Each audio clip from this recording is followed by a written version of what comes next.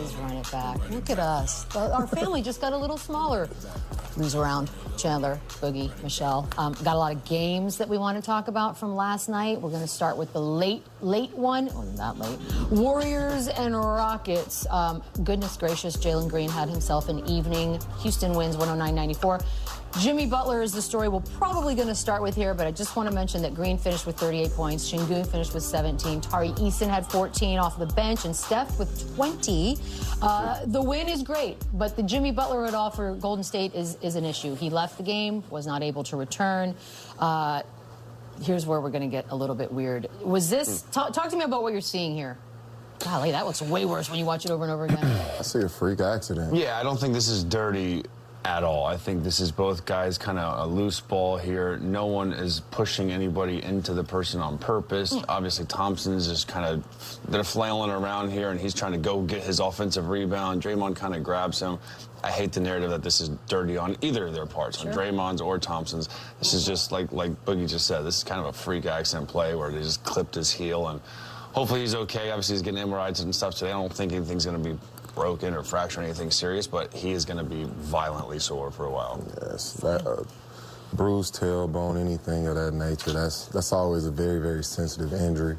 It definitely takes some time to get over an injury like that. You know, not wishing that on Jimmy. Hopefully I'm completely wrong and, you know, the results come back completely opposite. But, you know, wish him health, wish him a speedy recovery. But it's definitely a big blow to the Warriors. I mean, it's a huge blow because since the trade deadline, that's been the story, right? Jimmy got there and Golden State turned things around, and immediately you just sort of felt like, uh-oh, what is this going to look like?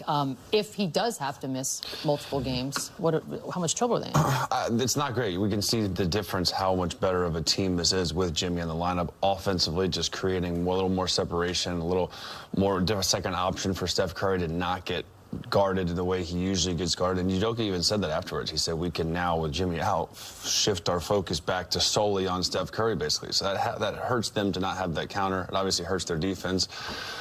They have their third leading scorer all year long, Jonathan Kuminga, who has averaged 15 points, who's now finally going to get the opportunity. He got it last night. He didn't play in the play-in. He didn't play in the first two games, or the last couple of games. So you have to insert him now and let him do the things that he does, because you're missing a lot of production. You're missing a lot of the athleticism, toughness, everything that Jimmy Butler brings.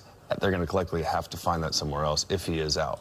If he is out. I don't know if he's going to be out. This is something I think he could just manage, right? It's like, it's a pain thing. And they do have the extra day. There's 2 days. They have 2 days off in between. That's great. So that's great for them. A lot of ice, a lot of cold tub, a lot of massage. But I hope it's nothing serious. Yeah, that was a scary fall, and you know, obviously they're going to depend on their guys coming off the bench, guys like Kuminga of that sort. But my fear is, at this point in the season, do we feel like the Warriors have lost Kuminga because possibly confidence issues? I watched him play last night, and he didn't seem too confident. He kind of seemed like he was a deer in the headlights. He didn't really have a flow. It didn't seem like he was really meshing with the team and what was going on.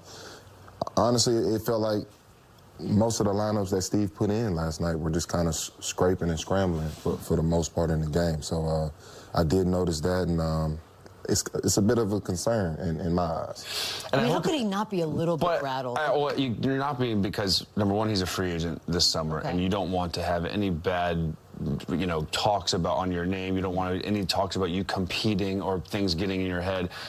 Teams across, other 29 teams know that Jonathan Kuminga is a player. He's 22 years old. The guy's averaging 15 points in the NBA in a season. That is at 15-3. He obviously needs to work on his three-point shooting, but he does so much stuff good that there's got to be a way to find minutes, even with Jimmy Butler on the floor, in my opinion. I don't know how you go from playing all year long to up and down. It feels like there's something else there, because I don't care when we're talking about matchups or fit or styles. Like, you can find minutes for Kuminga if you're finding minutes for Santos and these other guys that play. So that doesn't make sense to me. So I hope he doesn't get too mentally, you know, beaten down and allow that to affect his game, because he's got a huge payday coming this summer regardless, everything he's been through. And I think he probably hopes he's not in Golden State next year after the way his up and down career has gone there. So it really has been. He has a great opportunity now to even showcase himself more to these other teams that are going to bid on him being a restricted free agent this summer. Boogie, I want to talk about physicality, because there are Warriors fans out there. They don't love this for their team. It's been very physical, but I think those of us watching are like, this is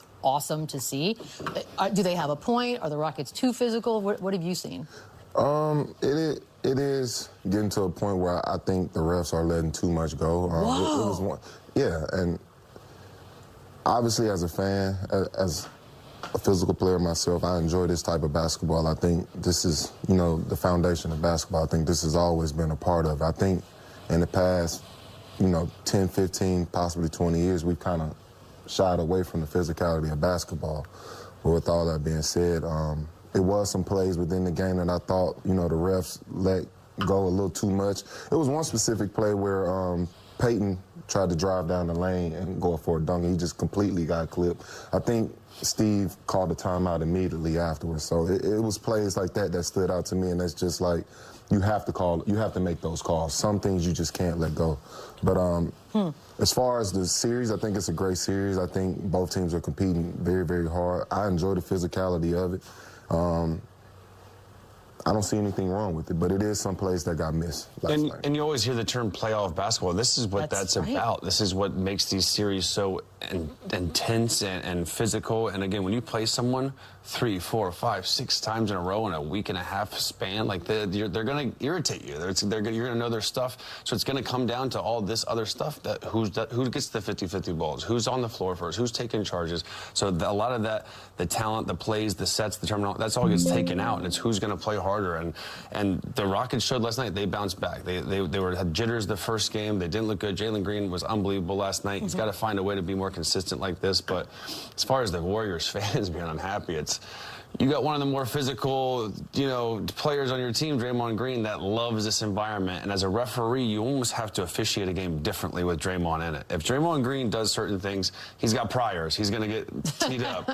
If other guys do, like if Draymond Green did hit Porzingis in the face like that, it's probably a flagrant 2 when he's tossed, because of his reputation. So when you talk about the physicality and all that, Draymond Green is a huge part of that too. So there it is. Here we go. So you can't be mad at them when they do it, when other teams do it, but not when your guy's been doing it for 7, 8, 9 years. In fairness, he did turn away. Yeah, so that's progress. That's progress. Wait. Can we talk Jalen Green for a second? By the way, there were so many Jalen Green, Steph Curry. It was fun to watch. All of it was fun to watch. It was great to watch. But the 38 points was amazing, and I know that the Warriors have been favored to come out of this series. But I got to ask you, Chandler, if we get that Jalen Green, this version, does it change your mind on who's winning? Yeah, especially with the uncertainty of Jimmy Butler, if he's going to be in and out of the lineup, how Kuminga's going to respond. But this is the version that they need for Jalen Green. This is why they paid him. This is why they see him as a future, building block of the dynamic duo with Sengun. He still is a little inconsistent. He still gets a little erratic and takes some bad shots. But look at those numbers from game 1 he was 3 for 15 game 1, 13 of 25 from game 2. He was -5 on the plus minus. He was plus 19. So it shows me I'm not a big plus minus guy, but that just shows you he's impacting winning. The team is winning when he's on the floor.